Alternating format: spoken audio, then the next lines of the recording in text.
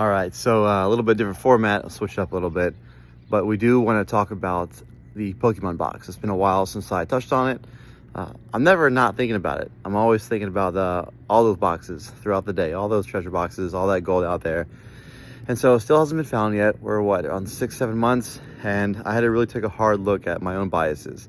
Sometimes it takes this long to look yourself in the mirror and see where you're wrong, right? So I've been telling everybody with Justin Posey's hunt, hey, wherever the majority is, they're wrong. You know, if the poem screams at you that, oh, it's definitely in this state, it's not going to be in that state.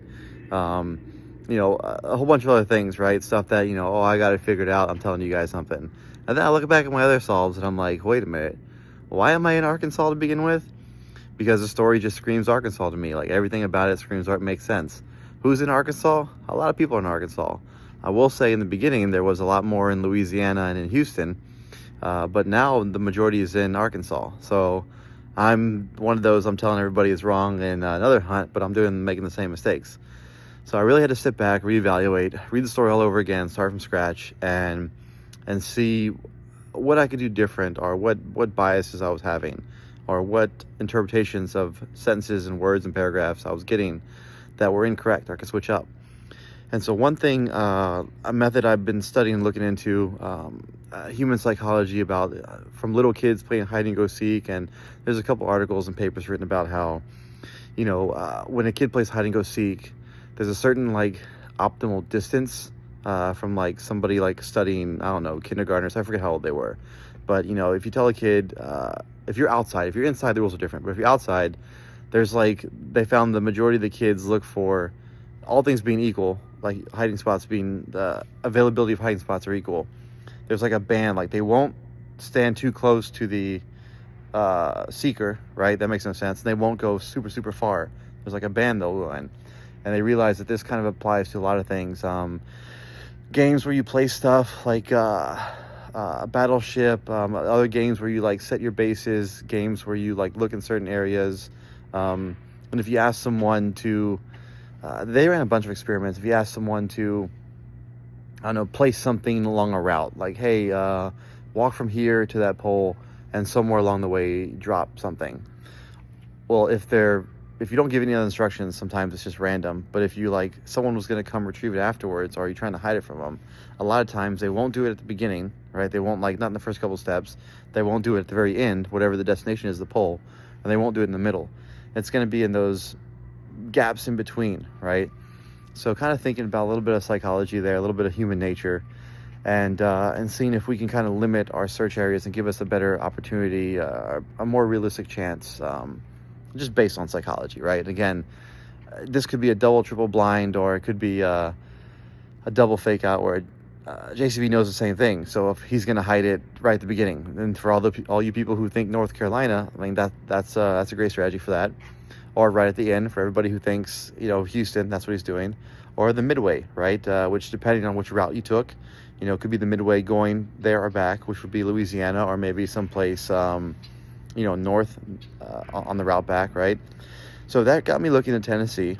I've liked Tennessee. For those of you who did Estes Quest 1, I hid it in Tennessee. I think Tennessee on the East Coast fits a lot of check marks for something, for a place to hide a treasure. The rules, as I understand them, in the public land are very friendly to our hiding treasure.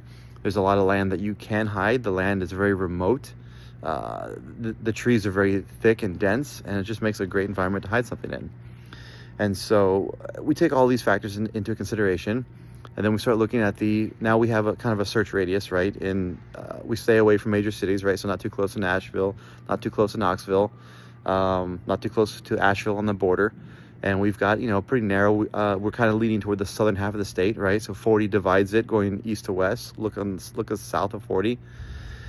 And you've narrowed it down quite a bit. So now we start looking at the words, and I'm not doing a crazy interpretation. We're not going to get too crazy with the interpretation. We're going to try to take it as literal and surface level as we can, knowing that there is what's the word? There's not trickery. There's difficulty and simplicity. There's a phrase that I'm trying to think of. There's something in simplicity. There's elegance in simplicity. Maybe that's the word. Anyways, let's get into it, right? So everyone's talking about buffalo, right? And there is a Buffalo River in Tennessee, but I think that's another false trail to go down. There's actually a Buffalo River and a Little Buffalo River. But what we want to look for, right? We want to look for Bullhead Trail. And I really like that because when everyone's thinking of the Buffalont, you think of buffalo right away. But Bullhead can also apply if you look at the Pokemon and the way it looks. So you got Bullhead Trail, right? There's Bullhead Peak, but we're looking at Bullhead Trail. The thing I like about this trail is it's very dense. It's in the Smoky Mountains. It's one of the few areas where dogs are not allowed, right? So the trail, Bullhead Trail, and the trails around it, there's no dog signs. And I'll show a graphic at the end of this video, and you'll see those signs. So I like Bullhead Trail. I like that you can. This is the one downside, is that a lot of the trail is visible, not the whole trail, but there's a lot of pictures throughout the trail that you can look on Google Street View. And so I was able to find a rock kind of in the middle of it all. You'll see that in the picture. That's one downside. The plus side is, if you look at the reviews for the trail, on All Trails, on a bunch of other ones, a lot of people are booing it. They rate it very low. They say, you know, it's there's not a lot of great views. It's hard for no payout. You know, it's very difficult climb, which I think is a pretty good sign, because the first couple of miles, remember, we don't have to do the whole trail, right? Gonna go along the trail for a mile or two and then go off. And the first mile and a half to where you get to the rock is pretty doable. It gets steeper after that. I don't think you need to go up there. But that area is very beautiful, and there are other trails around it that are very impressive. So the area fits. I mean, the Great Smoky Mountains is like a national historic site, right? It's got some sort of historic status, some sort of site status.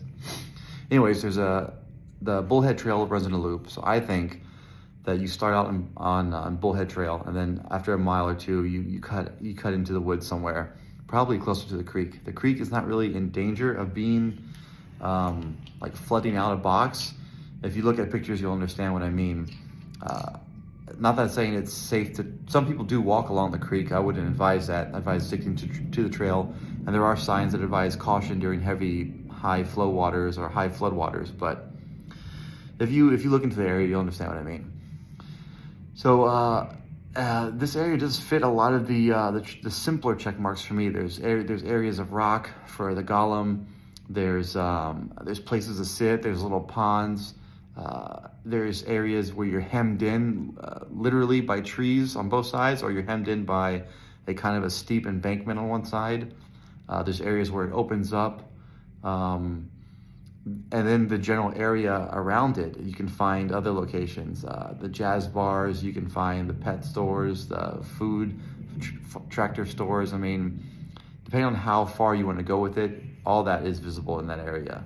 So this is a short video. It's mainly to get it out there because I want to start talking to some people about it. I want to get some ideas. I want you to shoot it down and say all the reasons why it won't work, because Tennessee is in my like strike distance. Tennessee, like if I really like this, keep going, find a few more confirmers, like I could see myself boots on the ground in a week or two.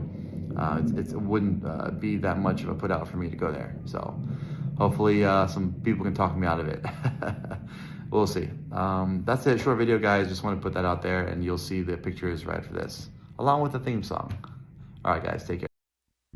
Now listen, all you treasure hunters, searching all around for plunder. Do you need some help to be your best? There's something that you're trying to find, but you're about to lose your mind. So come on, listen in to Estes Quest. Estes Quest, the show where he'll be sharing clues. Estes Quest will chase away your searcher's blues. He's solving puzzles with a smile. He'll help your theories pass the trial. He's welcoming you here to be his guest. Now listen close and you'll be told the clues to where he's hiding gold. So come on, listen in to Estes Quest. Come on, listen in.